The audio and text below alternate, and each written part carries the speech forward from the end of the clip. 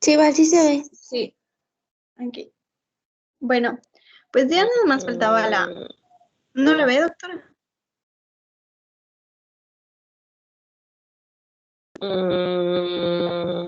Déjeme un momento. Sí. A veces solo es cuestión de un momento.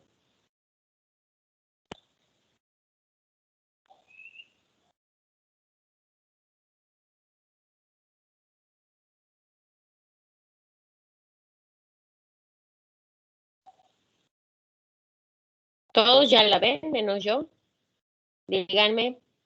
Sí, doctora. Sí, doctora, Yo sí sí la se veo. ve. Bueno, no Sí. importa. Sí, posiblemente tarde un momento más. Puedes comenzar, Valentina. Ok. Bueno, pues nos habíamos quedado nada más ya en el tratamiento. O sea, pues ya paso a paso hemos ido viendo qué es lo que se hace cuando fuimos viendo cada parte en las clases. Pero pues en general el tratamiento de sepsis, así resumido, es lo que les voy a presentar, ¿no? Y cuando se hizo la campaña del Surviving Sepsis en 2016, se habían hecho 7 pasos a seguir, de los cuales los primeros 4 se completaban dentro de las primeras 3 horas, debían completarse dentro de las primeras 3 horas y los otros 3 dentro de las primeras 6 horas. Sin embargo, ya en la actualización que se hizo en 2018, se simplificó todo este procedimiento en 5 pasos, pero que deben hacerse dentro de la primera hora de que el paciente llega y es ingresado con sospecha de sepsis. Y es lo que les voy a ir mostrando ahorita paso a paso. Este es un dibujo que igual aparece en el Surviving Sepsis y pues al principio, como ya les había mencionado, es dentro de la primera hora tienen que hacerse todos estos procedimientos que voy a ir mencionando. El tiempo que ocurre antes, ya sea que el paciente esté en el triage de urgencias o que esté antes de que se le empiece a dar, si estaba en otro servicio ingresado o algo antes de que propiamente se le empiece a abordar como sepsis, todo ese tiempo se le conoce como tiempo cero o tiempo de presentación. Pero una vez que ya se le sospecha, hay que iniciar lo primero con la medición del lactato sérico.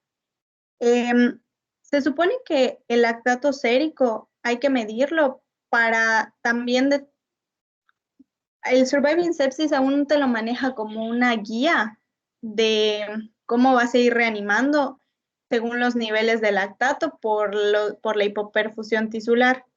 Sin embargo, pues ya sabemos que no es muy específico y de 100% confiable, porque pues hay varias cosas que pueden elevar el lactato o puede permanecer pues a lo mejor un poquito más de tiempo elevado y no quiere decir que a lo mejor el paciente ya se está reponiendo.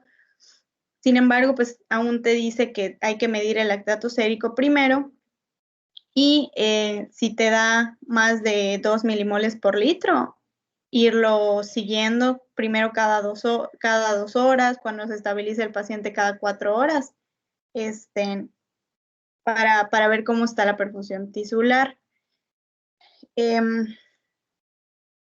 Después, como segundo paso, obtener los hemocultivos. Y lo ideal es obtener los hemocultivos antes de iniciar la administración de antibióticos. Cuando ya se conoce o ya se sospecha de un foco de infección, no sé, por ejemplo, si se sospecha que sea de las vías respiratorias, pues sí se pueden hacer otro tipo de cultivos, ¿no? No sé, un cultivo de esputo o en dado caso de que se sospeche una infección urinaria, por ejemplo, un cultivo de orina. Sin embargo, a pesar de que se puedan hacer estos cultivos más dirigidos, siempre se deben de obtener los 2 hemocultivos, al menos 2, en 2 vías distintas. Es lo ideal y antes de la administración de antibióticos y ya después viene propiamente la administración de antibióticos. Sin embargo, este tercer paso de administrar antibióticos es lo que menos debe retrasarse en el tratamiento de la sepsis. Entonces, si por alguna razón no es posible obtener los hemocultivos de manera temprana o pronto, pues ni modo, o sea, hay que iniciar los antibióticos aunque después se obtengan los hemocultivos. Pero eso es el paso que no debe de retrasarse. Y pues deben ser antibióticos de amplio espectro, al menos 2 de clases diferentes, obviamente guiados por ciertas cuestiones, por ejemplo, valorar primero cuál es el sitio probable de infección para que haya una idea de cuáles son los patógenos que pueden ser los causales, cuáles son los patógenos más prevalentes de la comunidad, los patrones de resistencia locales, cómo está el estado de inmunidad del paciente, si tiene igual alguna otra condición, alguna comorbilidad o la edad del paciente, si se le ha hecho algún procedimiento invasivo, todo para más o menos saber a qué patógenos son a los que hay que dirigirse y los que hay que cubrir, más que nada. Y pues el riesgo propio del paciente de resistencia a antimicrobianos.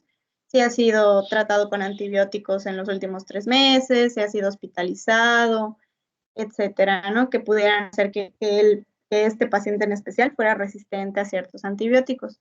Entonces, una vez ya decidido qué antibióticos y administrados, pues el siguiente paso es ya la administración de fluidos. Y pues ya habíamos dicho que lo ideal es con cristaloides. Si bien tal vez, como había mencionado el doctor Talito, después pudieran funcionar los coloides para la presión coloidosmótica o para la presión oncótica, lo ideal es iniciar con cristaloides. El Surviving Sepsis te dice 30 mililitros por kilogramo. Si hay hipotensión o lactato mayor a 4 milimoles por litro, pero pues igual ya nos habían mencionado que no en todos los pacientes pues va a ser esta cantidad, porque igual si es un paciente que sus condiciones pudieran hacer que lo sobrecargues de líquido o a lo mejor necesite más líquido, pero usualmente el doctor ya nos había dicho que con 2 mililitros para pasarle bastaba. El objetivo es siempre la presión arterial media, ¿no? Mantener la presión arterial media mayor a 65 milímetros de mercurio y pues administrar los vasopresores después. Aquí te dice que si no responde a la reanimación hídrica, pues ya se le administran los vasopresores con el mismo objetivo de mantener la presión arterial media. Y el ideal, ya habíamos dicho igual que era la norepinefrina, aunque podían utilizarse otros en caso, por ejemplo, de refractario, de choque refractario se le puede añadir vasopresina o se podían utilizar otros como la dopamina, la fenileprina, etcétera. Y ya como individualizar a cada paciente igual, dependiendo de su situación, se le podrían hacer más procedimientos, por ejemplo, darle hidrocortisona, 200 miligramos al día. Si no, aquí te decía que si no responde, si es refractario, incluso a vasopresores en el choque séptico. Si tiene una hemoglobina menor de 7 gramos por decilitro, se le pueden pasar paquetes globulares. El objetivo es mantener la hemoglobina al menos en 10 gramos por decilitro. Ventilación mecánica si lo necesita. La glucosa, mantenerla por debajo de 180 miligramos por decilitro. Si se le toman 2 ocasiones la glucemia y está por arriba de 180 miligramos por decilitro, entonces iniciarles insulina y pues irlo monitorizando, controlando cada 2 a 4 horas. Y la profilaxis en caso de los pacientes de alto riesgo, la profilaxis para úlceras gástricas, para la trombosis venosa profunda y la tromboembolia pulmonar, ¿no? Con inhibidores de la bomba de protones y para las trombosis, pues con heparina. Y pues ya esta diapositiva, más que nada, es precisamente de lo que nos había mencionado igual el doctor Talito, de que ahorita ya no se iniciaba mucho con los fluidos, con la reposición de líquidos, porque el mismo Surviving Sepsis, aquí hay un fragmento, te dice que la evidencia, o sea, ellos te recomiendan los 30 mililitros por kilogramo de cristaloides, pero te dice que la evidencia es de baja calidad. Pues ya habíamos mencionado que este tipo de choque, pues el problema no es la volemia en sí, sino que el problema es que hay vasodilatación y hay redistribución del flujo y todo eso. Entonces, no es el principal problema la volemia y por eso se dice que basta a veces con 250 mililitros para mantener al paciente y pues iniciarle los vasopresores de forma temprana mejor.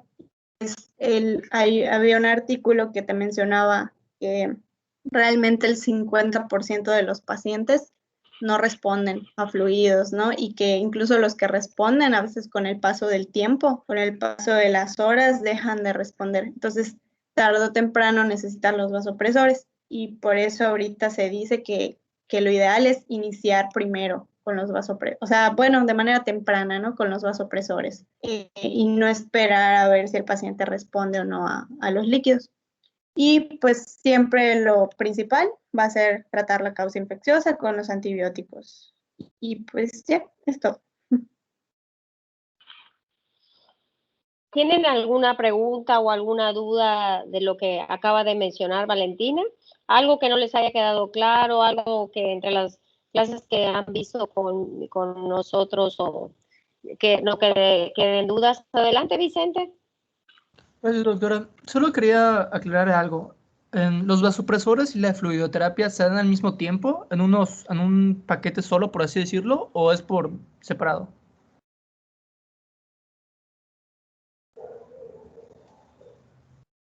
¿Cómo en un paquete? O sea, que tienen que terminar la terapia de fluidos e iniciar la de vasopresores, algo así.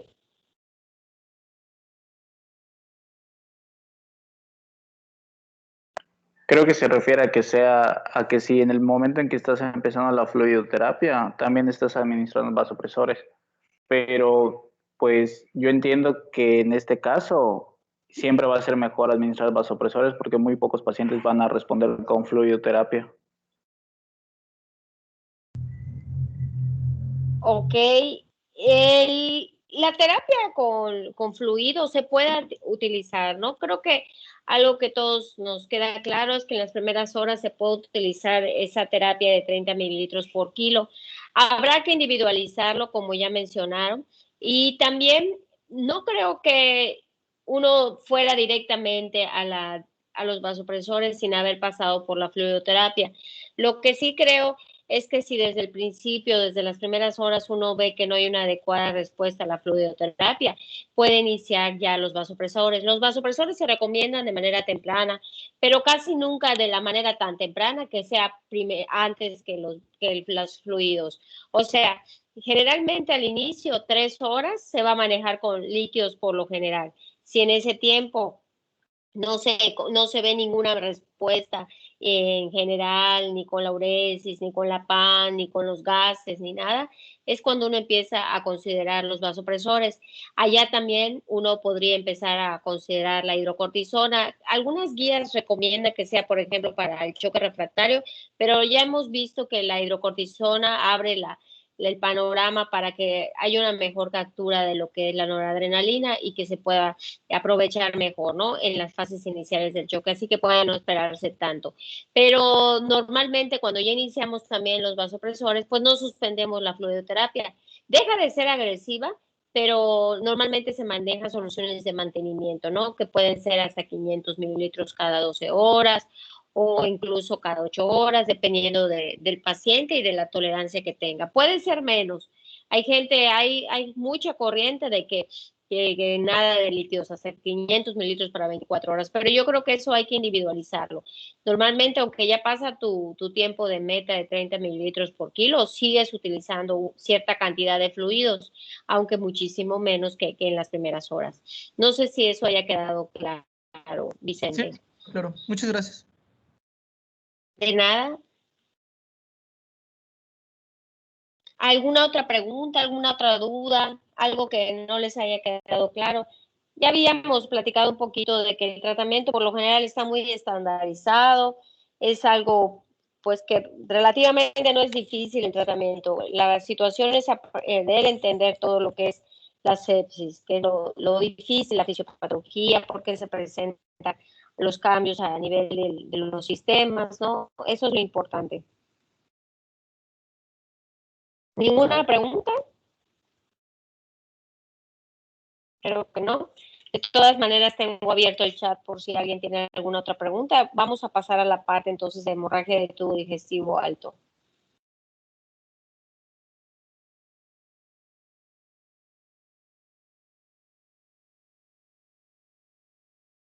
Bueno, ¿me escuchan? ¿Me escuchan? Sí, sí, se se escucha. escucha. Sí, Gracias. yo sí. Voy a compartir pantalla.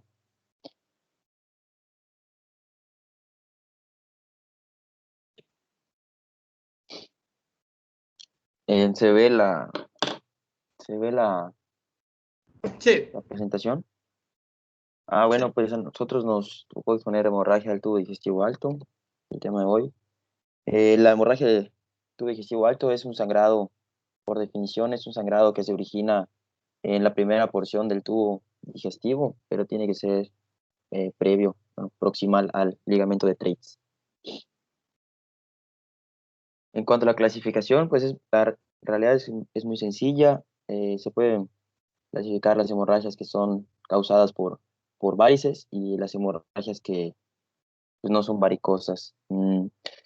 La diferencia entre estas dos es que las que son causadas por varices pues son unas hemorragias muy recurrentes, a diferencia de las no varicosas que en la mayoría de los casos remiten aproximadamente en el 80%. Y bueno, entre ambas hay una mortalidad del 3 al 4%. Hay una clasificación, bueno, hay distintas clasificaciones para las varices, pero puse esta porque consideré que resume bastante bien las características. Em, es la clasificación de Paquet, que hace por medio de endoscopía, y hay 4 grados.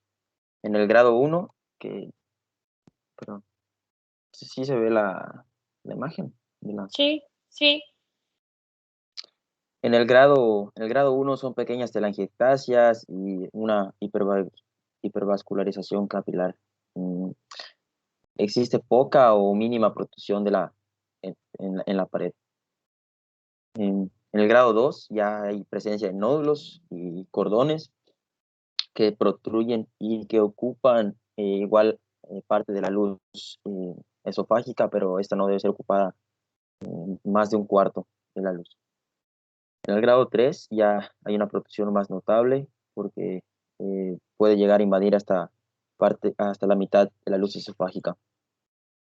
Y en el grado 4 ya son varices muy grandes, muy gruesas y que ya están pues prácticamente tapando más de la mitad de la luz esofágica.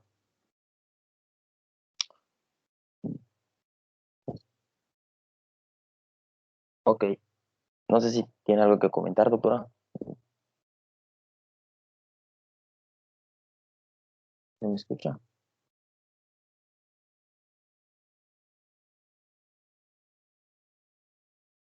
Bueno, Sí, sí, sí, te escucho.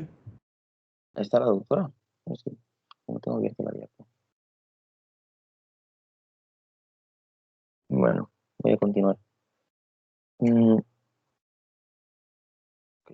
En cuanto a las etiologías, bueno, las etiologías más frecuentes de la hemorragia de tubo digestivo alto, pues como principal etiología tenemos que aproximadamente el 50% de las veces va a ser causada por una úlcera gastroduodenal, en varices esofagogástricas en un 25% aproximadamente de las veces, en erosiones gástricas y duodenales en un 10 o un 15%, el síndrome de Mayer-Weiss un 15%. Este es un desgarro de la unión gastroesofágica y se debe a un incremento de la presión intraabdominal. Mm, Igual están las esofagitis, cualquier tumor, angiodisplasias y la enfermedad Gilles-Laffoy, que es una anomalía vascular. Es una arteria que, bueno, que está desde el nacimiento, que está muy superficial, está muy cerca de la mucosa y tiene aproximadamente de 10 a 20%, de 10 a 20 veces más calibre que lo que debería tener. En cuanto a la etiología, bueno, en la etiología de la úlcera péptica, pues como ya sabemos, el uso de AINES por la inhibición de las prostaglandinas, cuestión de, igual puede ser por algún gastrinoma, por H. pylori, igual la úlcera, y en cuestión de las varices esofágicas, se cree que una presión portal mayor a 12% ya empieza a generar pues estas varices, mientras la presión portal sea menor a 12 milímetros de mercurio, pues no se ha asociado con varices esofágicas, como etiología de varices esofágicas. El desgarro de Mallory-Weiss que ya comentamos, y están las anomalías vasculares, que es la lesión de Gilles-Laffoy. Bueno, en cuanto a la valoración inicial, tenemos que buscar siempre pues, los datos que nos sugieran, ¿no? El origen de la hemorragia. Y vamos a tener presencia de hemorragia de tres maneras del tubo digestivo, que puede ser por hematemesis, por melena o por hematoquesia o por retorragia. La hematemesis pues es en la sangre fresca, es rutilante, puede ser rojo oscuro y que va a indicar una hemorragia activa. Igual podemos encontrar los famosos pozos de café que se asemejan al resto que le queda a la taza de café, cuando no sé si han visto que siempre le queda un resto que se forma como, pues esos son como una mancha, ¿no? Que esos son los llamados pozos de café. Y bueno, en un caso de una hematemesis se calcula que generalmente hay una pérdida aproximadamente de 1 litro a litro y medio de sangre. La melena, pues es... ¿Perdón? No, disculpa. Ah, no te preocupes. Pensé que era la doctora. Creo que no está la doctora, ¿verdad? Eso quería comentar que No. parecía que no estaba. No, Pero no está. lo digo Creo Ok. que la sacaron. Es que no Sí estoy viendo estoy, la... sí estoy. Aquí estoy. Ah, ok. Es que como solo estoy viendo la presentación. No, sí, me fui un momento, pero ya estoy acá. Ah, pues no sé si gusta comentar algo, doctora, de las diapositivas que... Mira, ahorita que termines esta parte voy a hacer unas preguntas. Puedes continuar acá. Ok. Bueno, ok.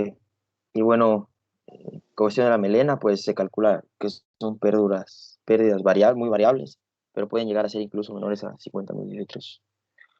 La hematoquesia es la salida de sangre por el ano, pero puede ser fresca, puede ser rojo vinoso, pero tiene que ser mezclada con las heces, a diferencia de la rectorragia, que pues es la emisión de sangre fresca sin presencia de heces. Casi no están asociados a sangrado de tubo digestivo alto, sin embargo, sí podría existir en el sangrado de tubo digestivo alto. Y bueno, igual son pérdidas muy variables que pueden llegar a ser hasta más de 1 litro. Por ejemplo, la rectorragia pues, se presenta principalmente cuando el sangrado, bueno, en el caso del sangrado de tubo digestivo alto, es muy abundante, tan abundante que pues llega gran cantidad de sangre, ¿no?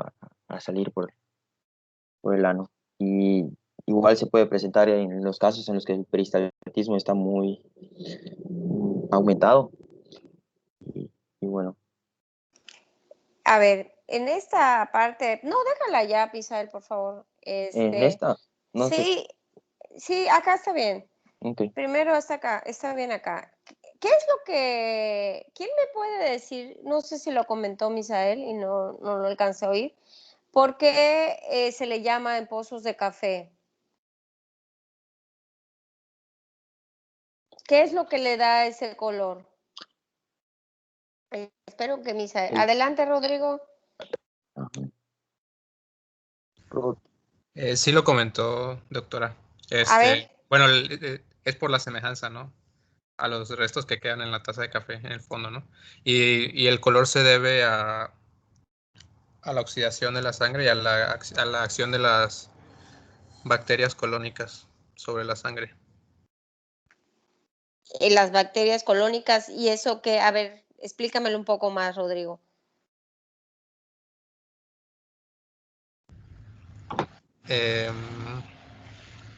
No sabría cómo explicarlo. Ok, ¿alguien me puede abundar un poquito más en ese término de los pozos de café? Que sí queda claro que son los pozos. ¿Y alguien más me pudiera decir? A ver, Brando.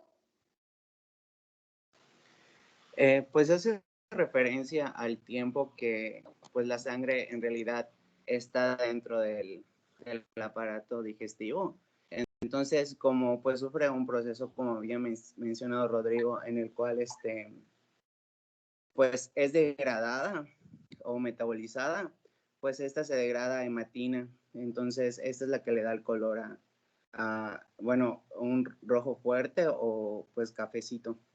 Pero se debe al tiempo que permanece en la sangre y pues es en el tubo digestivo y pues es metabolizada. Muy bien, muy bien. ¿Cuánto tiempo más o menos tiene que pasar, Brando? 8 horas. Más o menos, más de 6 horas, efectivamente. La melena, pues es lo que ya mencionaron, ¿no? De hecho, pues el término es melanemesis y la hematoquesia con la rectorragia, que ya dijeron que también puede venir del tubo digestivo alto cuando es más de aproximadamente de 1 litro, ¿no? A ver, en estos términos, pásame el anterior, por favor. No, esta no, la siguiente. No, no muy rápido. Aquí.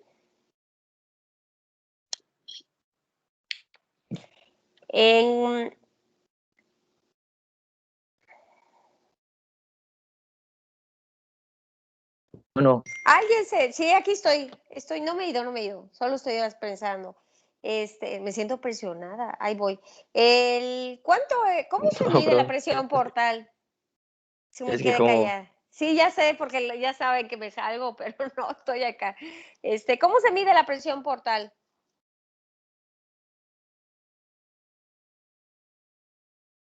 Alguien que me lo diga. ¿Cómo creen que se mide la presión portal? es como un Adelante, catéter, DNA. ¿no? Espérame, DNA. Buenas tardes, doctora. Buenas tardes. La verdad, yo había leído que para medir la presión portal de manera directa era un proceso bastante invasivo y un poco difícil de realizar, así que normalmente se utilizaban lo que son los parámetros indirectos, como son pues la clínica y los antecedentes del paciente. Correcto, con un catéter, ¿no? Entonces, normalmente ese catéter no se utiliza. Y normalmente por arriba de cuánto ya puede haber un sangrado. A partir de 12 De 12, milímetros. de milímetros de mercurio, como más o menos como desde 10 más o menos. ¿Cuál es la localización más frecuente de las varices? ¿En dónde se localizan? En el tercio inferior Del tercio inferior del del esófago, esófago. ¿no? Sí, Ok, la unión esófago gástrica. muy bien. De hecho, eso tiene mucho que ver con la sonda de balones que vamos a ver posteriormente. Perfecto. Puedes continuar, Misael. Claro.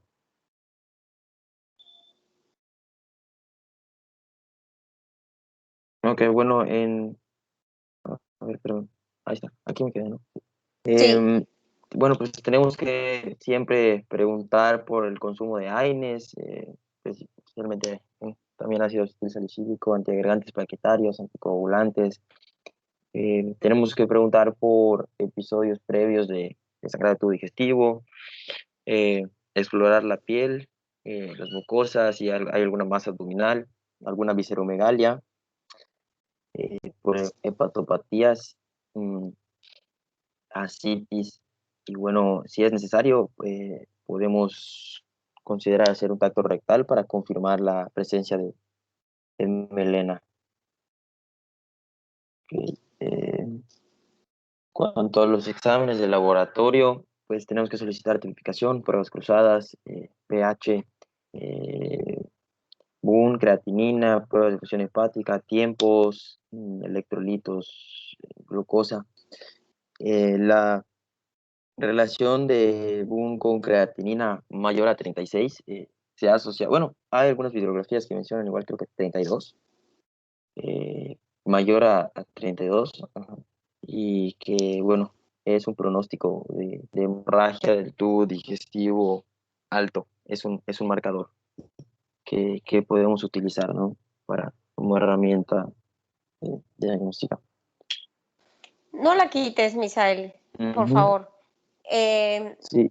¿Qué tanta utilidad tiene el hematocrito en las primeras 24 horas? De preferencia no tú, Misael. Si alguien me pudiera decir, a ver, Dami. Pues, ¿me escuchan? Sí, sí, sí, sí. Pues de lo que había leído es que en sí como que el hematocrito no te va a reflejar durante las primeras horas, pues como que una cifra real porque puede haber como hemoconcentración. Entonces, sí, pues supongo que para ver si hay algún cambio, pero no va a ser como que algo tan exacto, pues al menos al principio. Correcto. ¿Puede tardar cuánto tiempo más o menos? Más o menos está documentado, Dani. Eran... No me acuerdo si eran como 1 o 2 horas.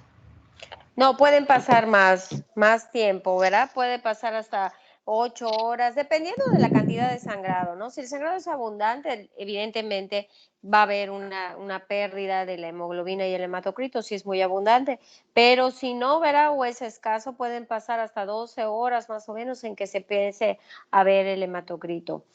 Tengo otra pregunta. Entre las pruebas de función hepática se pueden hacer pues lo que para ver si hay sospecha o pensar si el sangrado es varicial, que es la clasificación de Chai. ¿Cuáles son las pruebas de función hepática que vamos a necesitar para la clasificación de Chai? ¿O qué nos sirve?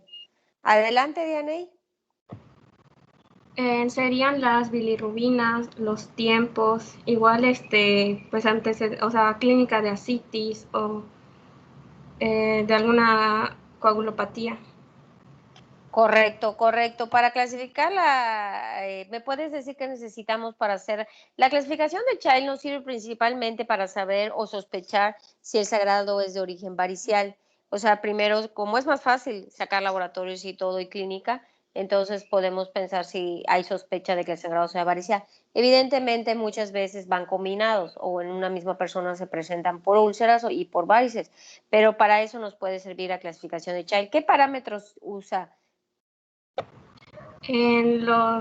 O sea, se supone que trata de ver la severidad de la hepatopatía y, o sea, si está en estadios muy tempranos o ya más avanzados y utiliza parámetros como ascitis, la bilirrubina, los tiempos de coagulación, si hay encefalopatía hepática, y se clasifican en ABC dependiendo del puntaje que cada uno de estos ascitis, bilirrubina, tiempos, etcétera, van dando.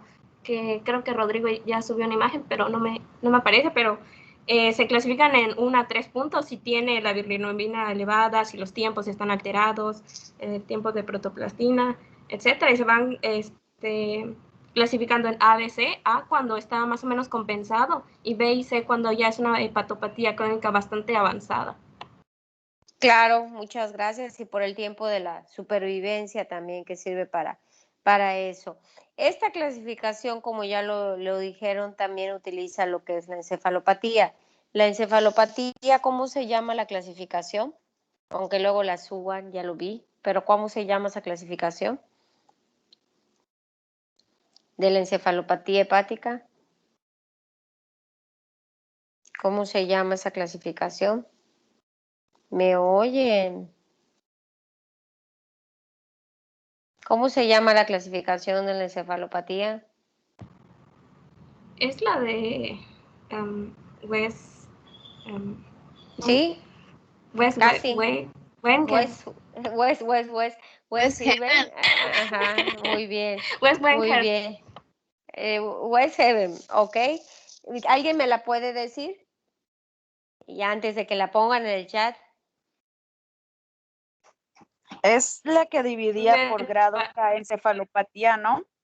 Ok, Desde Romina. grado 0 hasta creo que ya grado 5 o 4. sí, hasta el grado 4, hasta el grado 4. Ok, ¿te acuerdas cuáles son?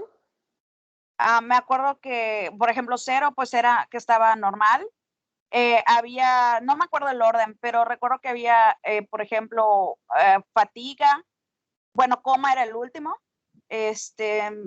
lentitud, o sea, que los sea lento para contestar preguntas, etcétera, o en sus movimientos, o somnolencia. No me acuerdo el orden, Correcto. pero recuerdo que eran los que estaban. Ok, gracias, Romina. ¿Cuáles son los parámetros? O sea, ¿qué nos puede servir para sacar la clasificación de encefalopatía? ¿Qué necesitamos saber o en qué nos podemos apoyar para saber la encefalopatía? ¿En qué grado está el paciente? ¿Qué podemos hacer para hacer esa clasificación? ¿En qué nos podemos apoyar? Pues tendría que ser un examen neurológico, ¿no? Algo sencillo, Rodrigo, ¿qué te interesa saber? Cuéntame. Podría ser el nivel de conciencia. Ok, muy bien, el nivel de conciencia que vamos a ver después, ¿de acuerdo? Ya lo mencionaron, si hay confusión, si hay letargo, si hay somnolencia, ¿qué más? Pues entre los síntomas neurológicos podríamos buscar ataxia o cualquier tipo de como que alteración de la capacidad del paciente para, no sé, tomar objetos o cosas así. Bueno, eso no tanto para el momento, pero sí, por ejemplo, te puede ayudar en vez de la ataxia. ¿Qué te pudiera ayudar un poco para evaluar funciones mentales? ¿Qué pudieras preguntar o hacer? Pues para funciones mentales, pues Algo tendrías que pedirle que sencillo. calcule, que haga un cálculo, o sea, que sería cálculo, si puede, a ver, ¿qué otras cosas? Cálculo, como abstracción. Ok.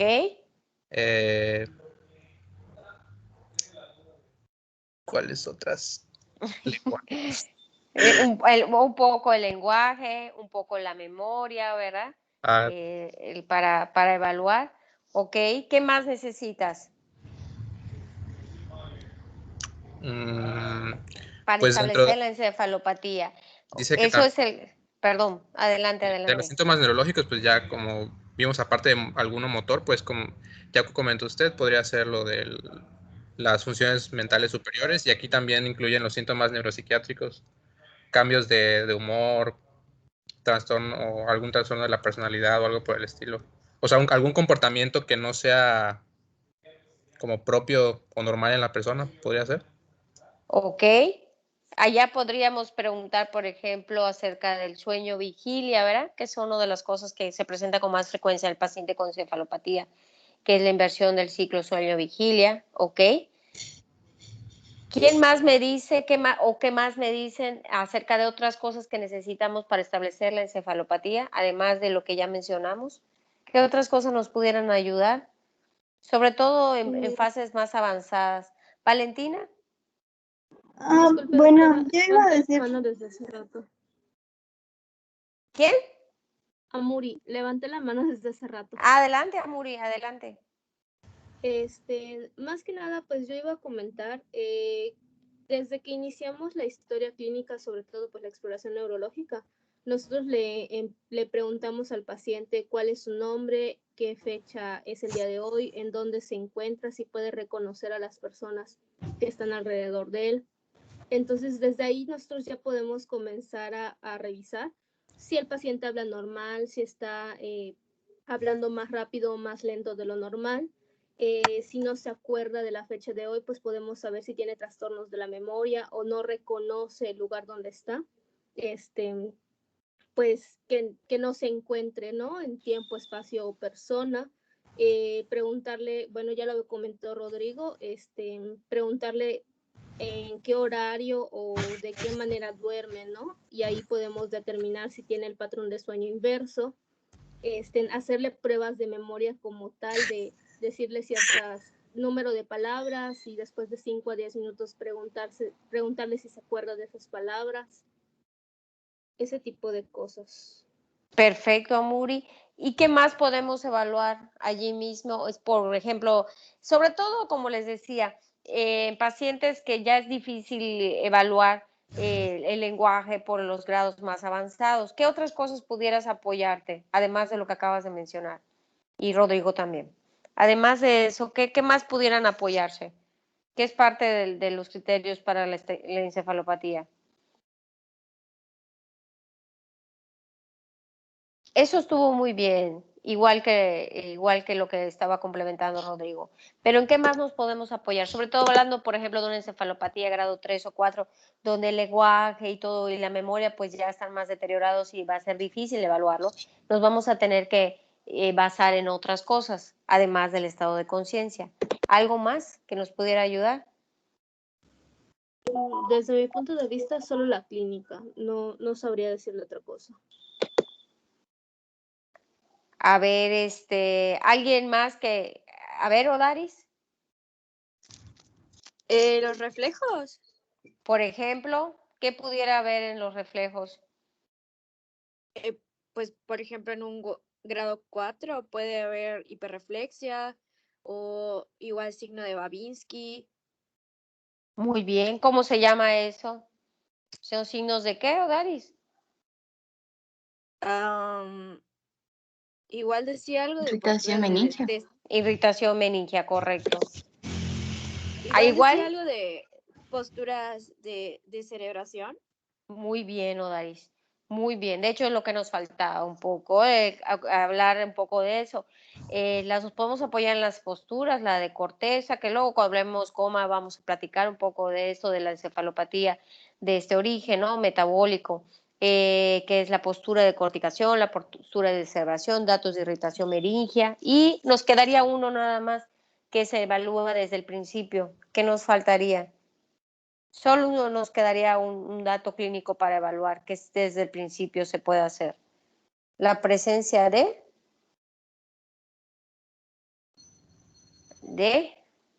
asterixis, ¿verdad? No vi tu mano, Andrés. Y ahora vi tu mano. ¿Ibas a decir algo más? Iba a decir lo de asterixis, doctora. Ay, chin. Perdón, no vi, acabo de ver tu mano. ¿Algo más que quieras agregar, Andrés? No, pues nada más era eso. O sea, cuando estaba todavía con los datos que faltaban, iba a mencionar eso, las alteraciones musculoesqueléticas como la hiperreflexia, el clonus y la asterisquis, que es muy característica en estos pacientes con encefalopatía hepática. ¿Desde qué grado de encefalopatía se asocia la asterixis? ¿Te acuerdas? ¿A partir de qué grado de encefalopatía ya puede haber asterixis? No me acuerdo muy bien, pero creo que era el 3. A ver, Romina. Empieza a aparecer desde grado 1, ¿no? Con el flapping, algo así. Se ve más evidente desde el grado 2. Grado Desde 2, el grado 2 Ah, es más evidente, porque el flapping es así como el temblor muy, muy fino, pero desde el 2 puede aparecer la asterixis. Y por ejemplo, en los grados avanzados hasta el 4, en vez de asterixis, pues podrían encontrar rueda dentada o algunos de esos que ya mencionaron, hiperreflexia, etcétera. Ahora tengo otra pregunta. Además de estos exámenes de laboratorio que todos podemos observar en la diapositiva, ¿qué otras cosas me dicen que no están allí que serían de utilidad para solicitar desde el principio?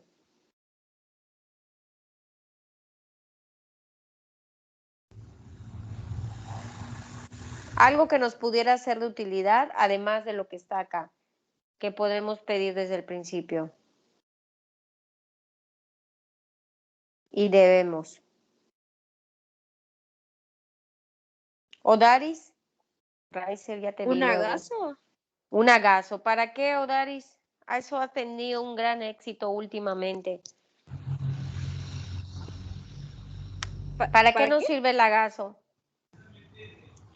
Pues para descartar algún ¿cómo se llama? Trastorno metabólico que pudiese ser el origen de pues de los cambios que estamos viendo en el paciente. Definitivamente la gasometría nos apoya mucho, pero hay un índice, ¿verdad?, que se asocia con el déficit de base, con las hemorragias de tubo digestivo. ¿Alguien revisó algo de eso?